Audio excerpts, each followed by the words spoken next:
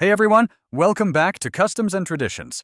Today we're diving into something absolutely fascinating, the hidden meanings behind wedding traditions from around the world.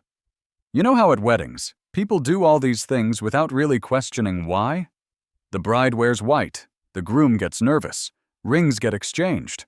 But have you ever stopped to ask, what's the actual point of all this? Why do we do what we do? Well, buckle up, because every single tradition we'll explore today has a story. And I'm not talking about just the big white American wedding. We're going global. From India to Nigeria to Japan, every culture has encoded meaning into their ceremonies. These aren't random rituals. They're a secret language telling us about fertility, prosperity, protection, and love. By the end of this video, you're going to see weddings in a totally new way. Let's get started. Let's start with probably the most iconic image in Western weddings, the white dress. But here's the thing, this tradition is way younger than you'd think. For most of history, brides just wore their best dress, whatever color that was. Queen Victoria changed everything in 1840 when she wore white to marry Prince Albert. And suddenly, white became the color for weddings across the Western world. But why did white catch on so fast? There are actually several layers of meaning here. First, white symbolized purity and virginity, an important status symbol for women at that time, believe it or not. Second, white was expensive. Only wealthy families could afford a dress they'd wear once. So white became a status symbol. It said, "My family has money." But there's something deeper, too. In color psychology, white represents new beginnings and cleanliness. It's a blank canvas, literally and metaphorically, for a woman starting a new chapter. Interestingly, in some Asian cultures, white is actually the color of mourning, not celebration. In traditional Chinese weddings, brides wore red, the color of happiness, prosperity, and good fortune. Today, many modern couples do both. A white dress for the ceremony and a red dress for the reception. The tradition is evolving to blend meanings. Now let's talk about the ring. This one's universal across most cultures, but the meaning is layered. The ring is a circle, right? No beginning, no end. It symbolizes eternity, the idea that your commitment has no expiration date. In ancient Rome, men would give rings to their betrothed as a sign of ownership. Yes, literally property. Dark, I know. But the tradition evolved to represent mutual commitment rather than possession. Gold became the material of choice because it doesn't tarnish. It's precious, it's eternal, it's perfect. It's a physical representation of how their love should be, unchanging and valuable. But here's where it gets interesting across cultures.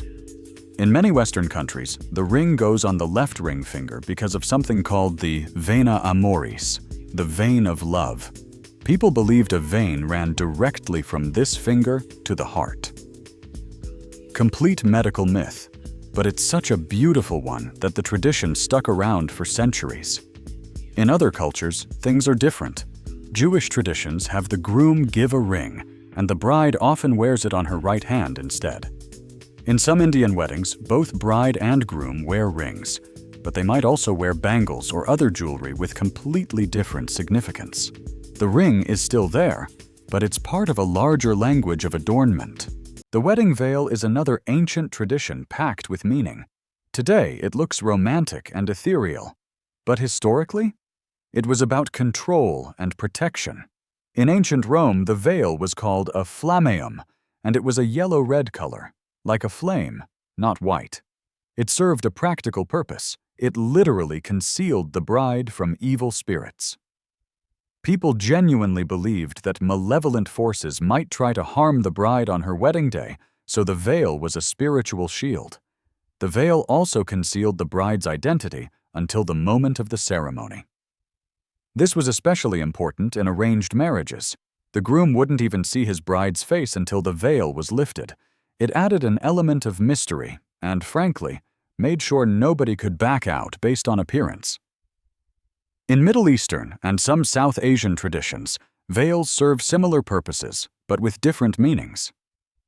In some interpretations, the veil represents modesty and respect. In others, it's about the transition from one family to another. It literally marks the boundary between her past and her future. Some modern brides have abandoned the veil entirely, and others incorporate it differently. But it's fascinating how this single piece of fabric has encoded so many meanings: protection, mystery, identity, and transition.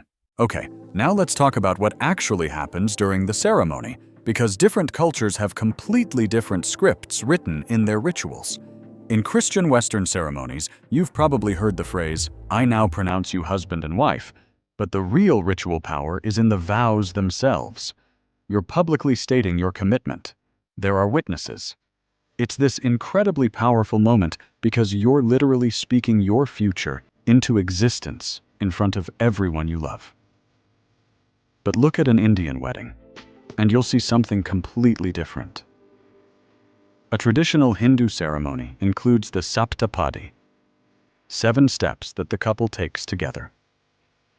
Each step represents something: nourishment, strength, health, prosperity, family, well-being, and lifelong friendship.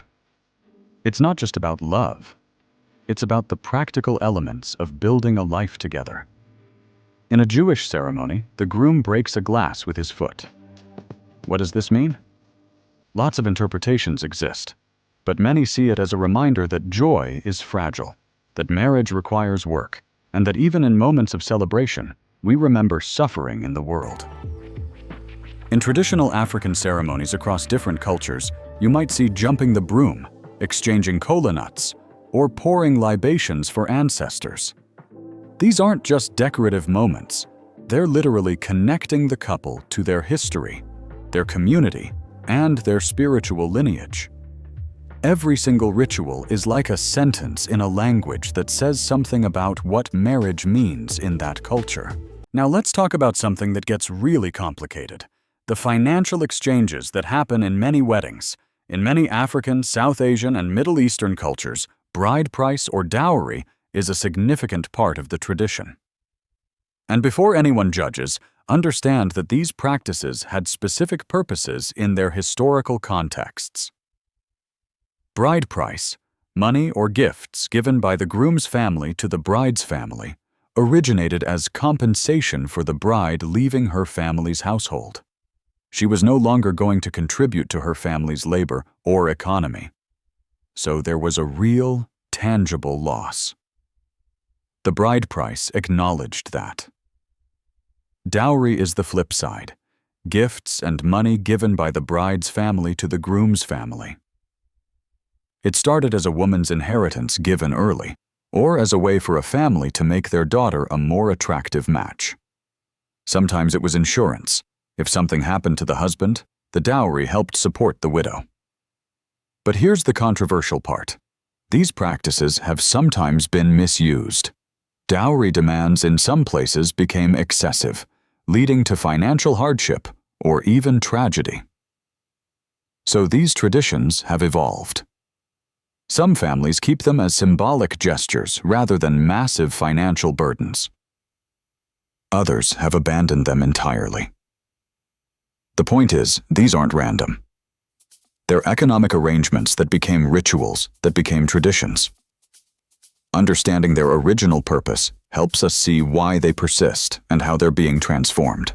Let's do a quick tour around the world and look at wedding colors, because the palette tells a story. In China and many East Asian cultures, red is the superstar. Happiness, luck, prosperity, good fortune, red says it all. Red envelopes, red decorations, often a red dress. It's the color of celebration itself. In parts of India, you see similar red, but also gold, which represents prosperity and divinity. These aren't random aesthetic choices. They're literally dressing the couple in symbols of what everyone hopes for their future. In some Middle Eastern and North African cultures, green is significant. It's the color of Islam, yes, but also of nature, growth, and fertility. Green represents new life and abundance. In Western cultures, we've established white for the bride, but also black for formal wedding attire and sometimes for mourning. The same color means totally different things depending on context. In Jewish weddings, you might see blue, which is the color of the sky and heaven, representing God's presence. The fascinating part is when modern couples blend these. A bride might wear white but carry red flowers, or incorporate gold threading. They're literally speaking multiple languages of symbolism at once. Here's something anthropologists love. Most wedding ceremonies happen at specific times of day or year for reasons deeply rooted in culture and spirituality. Many Christian Western weddings happen in the morning or early afternoon, partly for practical reasons now, but historically, afternoon light was associated with blessing and clarity. Evening was sometimes avoided because it was associated with the unknown and danger. In Jewish tradition, ceremonies often happen at sunset, during the transition between day and night. There's something poetic about that, a transitional time for a transitional moment. You're moving from one status to another, from being single to being married, and the liminal space of sunset mirrors that. In many traditional African ceremonies, timing is connected to seasons. Marriages might happen after harvest when food is plentiful, or at specific times connected to the lunar calendar. The wedding isn't separate from the natural world, it's woven into it. Hindu weddings can happen at auspicious times, determined by planetary positions and astrology. The belief is that cosmic alignment matters for this massive life transition. Even the length of ceremonies varies meaningfully. A 15-minute ceremony, a 2-hour ceremony, a multi-day celebration. They all communicate something about how significant this transition is and how much community participation matters.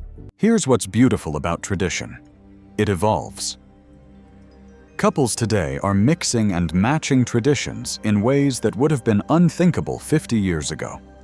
You'll see interfaith couples incorporating elements from both religions, same-sex couples reinterpreting traditions that were originally designed for men and women, but applying them to their own unions. People honoring their cultural heritage while also creating something entirely new. Some couples are skipping traditions altogether because they don't feel authentic. Others are going deeper into their heritage traditions than their parents did, reclaiming cultural identity. This isn't traditions dying, it's traditions living. Language evolves, and so does the language of weddings. The core meanings, commitment, community, joy, transition, stay the same. The expression shifts. What matters is that there's intentionality. When you understand what a tradition means, you get to choose whether it means that to you, and you can adapt it to fit your actual life and values. So there you have it, the secret language of weddings. From white dresses to red ceremonies, from vows to 7 steps, from rings to rituals spanning centuries and continents.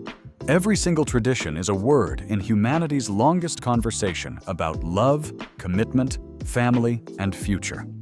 The next time you're at a wedding, you'll see it differently.